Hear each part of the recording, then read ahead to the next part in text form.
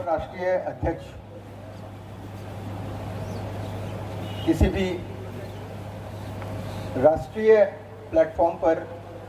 शायद ये मेरा अंतिम संबोधन है और निश्चित रूप से मन में बहुत सारी बातें हैं, बहुत सारी चीज़ें कहने को है, लेकिन मैं समय को देखते हुए बहुत सारी बातें नहीं कहूँगा। और इस समापन समारोह का जब एजेंडा हमने बनाया था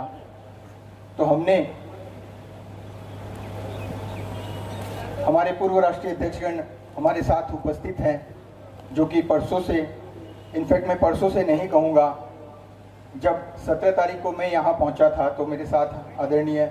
ओम भाई जी भी पहुँचे थे, बलराम भैया भी पहुँचे थे और उसी दिन हमें अनिल भैया ने भी ज्वाइन किया था और उसके बाद रवि जी ने भी ज्वाइन किया। और परसों से शायद हम उनका सानिध्य नहीं ले पाए। तो मैं ये भी चाहूँगा कि समय की जो सीमाएं हैं उसको देखते हुए शायद एजेंडा से ये संबोधन हटाए गए हैं, लेकिन मैं आप सबों से भी निवेदन करूँगा कि संक्षेप में ही सही आप हमें सानिध्य अवसर प्रदान करेंगे। और उससे पूर्व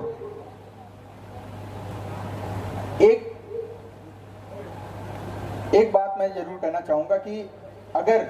मैं कुछ नामों को यहाँ नहीं लूँ, कुछ नामों, जैसे पुरस्कारों की बात हो रही थी, समय की बात हो रही थी, निश्चित रूप से हमारी शाखाएं बहुत सा कार्य करती हैं, आप सभी बहुत से कार्य करते हैं और निश्चित रूप से उन नामों का रिकग्निशन भी होना चाहिए। लेकिन अगर मैं कुछ लोगों का रिकग्निशन यहाँ नहीं कर सकूँ तो ये मेरे लिए पाप होगा।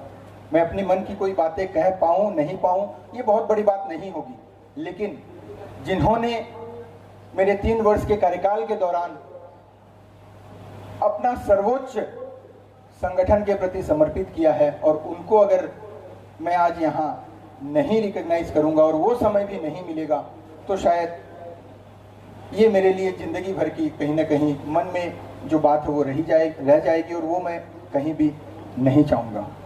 पंकज बरड़िया जी का नाम जोड़ दिया जाए तो ये संख्या 9 होती है और ये इस कार्यकाल के नवरत्न है। मैं चाहूँगा कि मैं स्वयं आप 9 जनों को यहाँ सम्मानित करूँ और मैं समझता हूँ ये सम्मान, ये अभिनंदन बहुत छोटे शब्द हैं, लेकिन अगर इस कार्यकाल में कुछ भी कार्य हुए हैं तो उसमें बहुत बड़ा योगदान, सभी का योगदान रहा है, लेकिन बहुत बड़ा योगदान आप सबों का रहा है।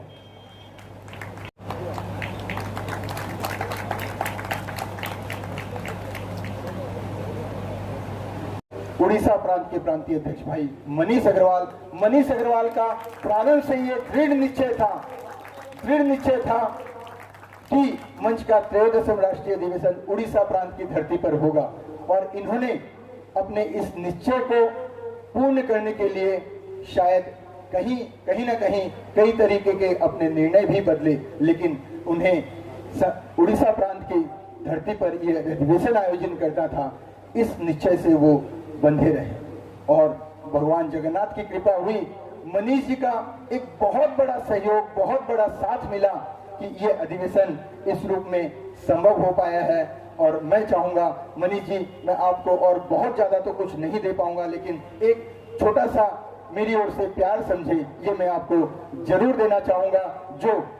इस अधिवेशन के आयोजन ही नहीं बल्कि मेरे कार्यकाल के दौरान भी एक नेतृत्वकर्ता के रूप में जो आपका साथ मुझे मिला है उसका एक छोटा सा मैं आपको एक ये स्मृति चिन्ह देकर मैं आपको अपना प्यार देना चाहूँगा। आइए मनीष जी।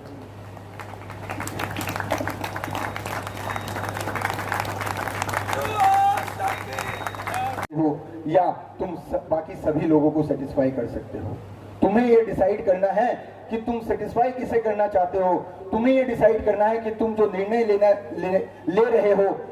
वो सही है या गलत, उससे तुम किसको कन्विंस करना चाहते हो। और अगर तुम अपने आप को कन्विंस कर रहे हो कि ये निर्णय सही है और तुम्हारी मानसिकता सही है, तुम्हारे इंटेंशन सही है और तुम सही इंटेंशन के साथ सही निर्णय ले रहे हो, तो सिर्फ अपने आप को सेटिस्फाई करो, अपने आप को कन्विंस करो। हो सकता है कि सामने वाले व्यक्ति को तुम सेटिस्फाई नहीं भी कर सको। इसने ये बात इसलिए कही क्योंकि कई बार मैं भी विचलित हो जाता था, जब मुझे ऐसा प्रतीत होता था कि मैंने अपने जो निर्णय लिए वो निश्चित रूप से बिना किसी बायसनेस के और संगठन के हित में और बतौर नेतृत्व करता मुझे जो बात सही लगी उस रूप में लिए, लेकिन शायद मेरे कुछ साथियों को वो निर्णय गलत भी लगे होंगे, लेकिन गलत भी लगा और मैं जब उस समय विचलित हुआ तो ऋषि ने मुझे इस तरह की बात समझाई और तब जाके मुझे समझ में आई कि नहीं, निर्णय हर किसी का नजरिया होता है, हर बात को देखने का हर किसी का अपना तरीका होता है। अगर मैं अपने मन से जो बात कर रहा हूँ, अगर मैं अपनी जिम्मेदारियों को समझते हुए जो बात कर रहा हूं, अगर वो सही है तो निश्चित रूप से वो सही है। मैं बधाई देना चाहूंगा हमारे नवनिर्वाचित राष्ट्रीय अध्यक्ष, जो कि बहुत जल्द ही अपना कार्यभार ग्रहण करेंगे, आज से सिर्फ 10 दिन पश्चात। मैं कपिल जी से सिर्फ यही कहना चाहूंगा कि बतौर निवर्तमान राष्ट्रीय अध्यक्ष जिस रूप में भी, जिस वक्त भी, जहां भी आपकी मुझे जरूरत महसूस होगी, आप मन से एक बार याद करिएगा, आप अपने इस भाई को अपने साथ खड़ा पाइएगा। और ये मेरा आश्वासन नहीं, मैं समझता हूं कि ये मेरा आपके प्रति कमिटमेंट है। और मैं आपके साथ जो राष्ट्रीय उपाध्यक्षगण यहाँ निर्वाचित हुए और जिस टीम को आप यहाँ आज या आने वाले समय में घोषित करोगे, उस टीम के साथ मैं कंधे से कंधा मिलाकर चलूंगा और ये टीम आने वाले 2 वर्षों में शानदार कार्य करेगी। ये मेरी शुभकामना है, ये मेरी बधाइयां हैं।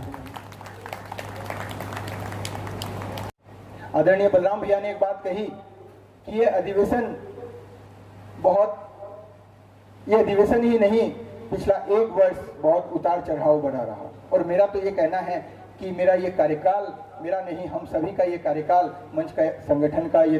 12वां राष्ट्रीय कार्यकाल बहुत से उतार चढ़ाव बढ़ा रहा। वो चाहे संवैधानिक प्रावधानों में बदलाव को देखूं, सांगठनिक अन्य विषयों को देखूं और अथवा अंत में कोरोना काल को देखूं, लेकिन मन में एक दृढ़ निश्चय था कि इस कार्यकाल को चाहे कोई भी बात हो जाए, चाहे वो कोरोना काल ही क्यों न हो, कि सभी को अपने घरों पे बैठना पड़े, लेकिन संगठन को रुकने नहीं देना है। और आप लोगों का सहयोग और समर्थन ही रहा कि संगठन कोरोना काल में भी रुका नहीं, संगठन गतिमान बना रहा। और जब इस अधिवेशन की बात आई, ये भी एक बहुत बड़ी अनिश्चितता थी कि ये अधिवेशन क्या हो पाएगा, ये अधिवेशन जिस रूप में हम करना चाहते हैं क्या उस रूप में हो पाएगा, या हमें कुछ अन्य प्रारूप तय करने होंगे। मेरा मानना था कि अधिवेशन अगर इस प्रारूप में नहीं हो पाता है तो वो अधिवेशन नहीं है। अगर हम आपस में मिलजुल नहीं पाते हैं, आपस में विचार विमर्श नहीं कर पाते, आपस में इकट्ठा होके हम सेलिब्रेट नहीं कर पाते हैं, तो वो अधिवेशन नहीं होता है। और मेरी हार्दिक इच्छा थी कि आप सबों ने जो समाज और संगठन के लिए योगदान दिया है, आप सबों ने जो समर्पण भाव से कार्य किया है, आप सबों ने जो उपलब्धि हासिल की है, उस उपलब्धि का उत्सव तो होना ही चाहिए। हमने ये अधिवेशन इसी रूप में आयोजित करने का ठाना, लेकिन इसे छोटे रूप में करने का ठाना। प्रारंभ में जब बात हुई कि इसकी समयावधि में भी थोड़ा सा परिवर्तन करना पड़ा, और इसे समयावधि में परिवर्तन करते हुए हमने एक बहुत छोटे आयोजन की परिकल्पना की। लेकिन आप लोगों का जोश था, आप लोगों का संगठन के प्रति समर्पण भाव था, आप लोगों का संगठन के साथ लगाव था कि आप सबों ने इस आयोजन को इतना बड़ा बना दिया। और क्योंकि उस रूप में इसकी परिकल्पना नहीं की गई थी, निश्चित रूप से बहुत सी त्रुटियां रही है, बहुत सी कमियां रही है, उसके लिए भी मैं आप सभी से क्षमा प्रार्थी हूं। लेकिन एक बात जरूर कहूंगा, इस परिस्थिति में भी, इस रूप में भी आप सभी ने इस संगठन के इस महाकुंभ में शिरकत की है, ये आप लोग बधाई के पात्र है। इस परिस्थितियों में भी ये अधिवेशन संभव हो पाया है, ये अधिवेशन इस रूप में आयोजित है, निश्चित रूप से आयोजक गण भी बधाई के पात्र है।